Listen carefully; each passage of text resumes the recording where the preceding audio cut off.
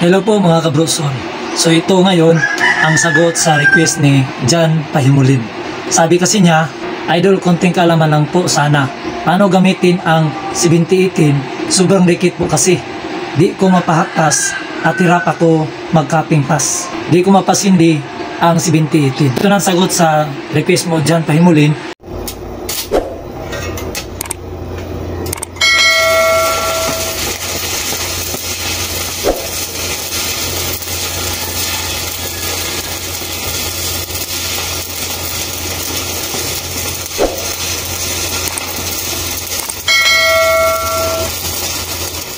Salamat po sa iyo, idol. So ito kasing A7018, vulnerable siya.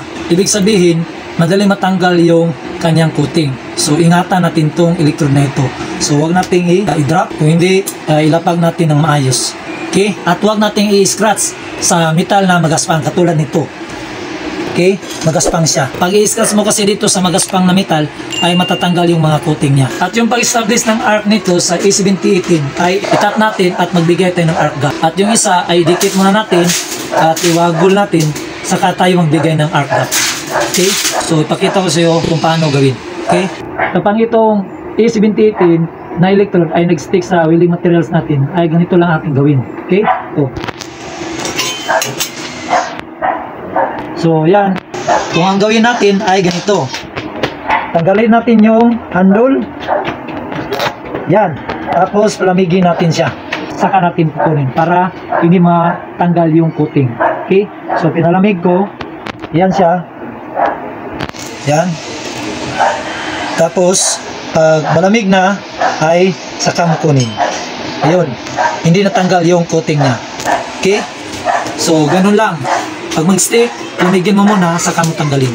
Yung isang pag-establish ng arc, ay itap natin, saka tayo magbigay ng arc length. Okay? Tap natin. Itap natin sa tap. Tapos, magbigay tayo ng arc length. Okay? Tap. Tapos, hilain natin, bigay tayo ng arc length. Yan. Yan. Tap.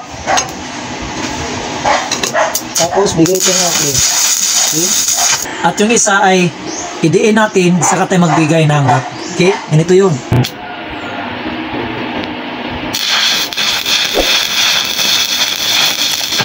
Para madali natin itong mapasindi, itong electrode nito, ayan, nag-cap siya sa dulo niya. Okay? Yung gawin natin ay ganito. Yung coating na sa dulo niya ay ganyan natin. Okay? So, lumabas na yung metal niya para madali natin siyang mapasindi. Okay? Ganito yun. Ganun.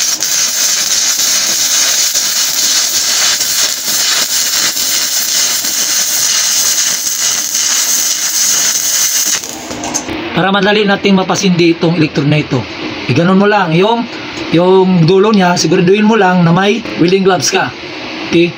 So, ganun mo lang. Para lumabas yung metal niya. Okay? Lumabas yung metal niya, saka mo ihinang.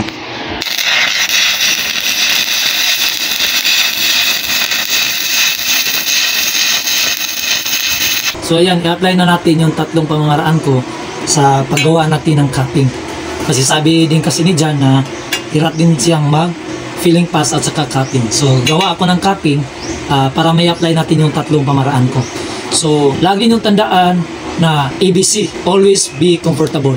So komportable ka na one hand, okay yun. Kapag komportable ka na nakasandal, katulad ko, ay sandal ko yung kaliwang kamay ko at saka i-support ko sa electrode handle, ay okay din yun. So sa paghinang natin ay dapat always be comfortable. Okay? Lagi niyong tandaan din na every welding pass mo ay kailangan malinis yung welding material natin o yung weld bit natin. So linisan mo maigi na walang coating yan o flux, kasi pag magkaroon ng coating or flux ay magkakaroon yan ng slag inclusion na welding defects. So ito na, i-apply ko na yung tatlong pamaraan. So itap natin, diinan na natin para mag-contact yung filler metal sa yung welding material. Okay, tap natin, tap. Yan.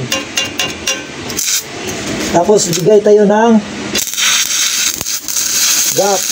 Yung gap natin ay 1/8 inch or 3.2 mm. Ayan.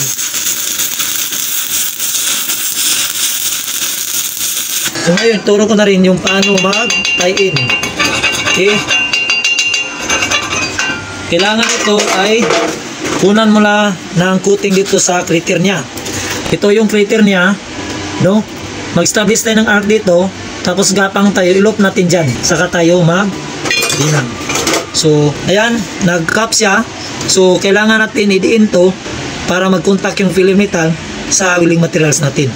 So, idiin natin, cap. Tapos ganun.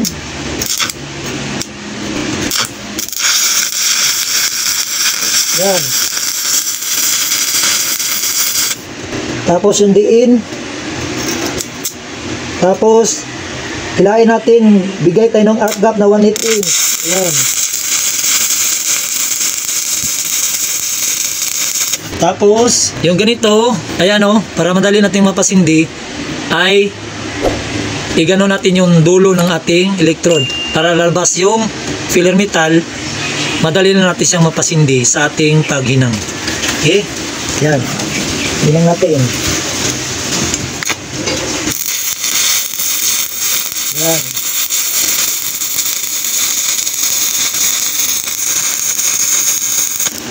Yan o. Tanggalin natin to sa dulo. Yan.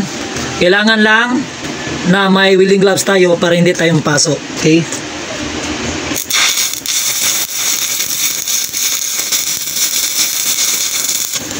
Yan.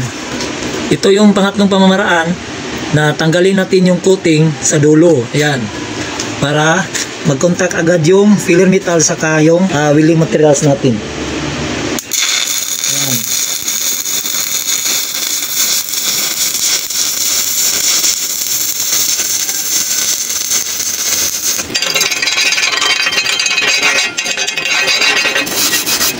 So, yan yung ano natin. So, yan na, dyan. Tatlong pamaraan yun, yung engineer ko sa inyo. So, yung itap natin, tapos di na natin para mag-contact yung filler metal sa ating welding materials. At so, yung isa, idikit muna natin, saka natin i-push para mag-contact rin yung filler metal saka yung welding materials. Okay? At yung pangatlo, ay yung pinaka-easy way. Yung cap ng ating electrode, o yung dulo ng ating electrode, ang coating niya ay gano'n natin. Ayan, para lumabas yung ating filler metal, para madali lang natin siyang mapasindi. Okay? Yung katulad nito, iganon na natin yung electrode natin. Okay? So, kailangan lang na may welding gloves tayo lagi, okay?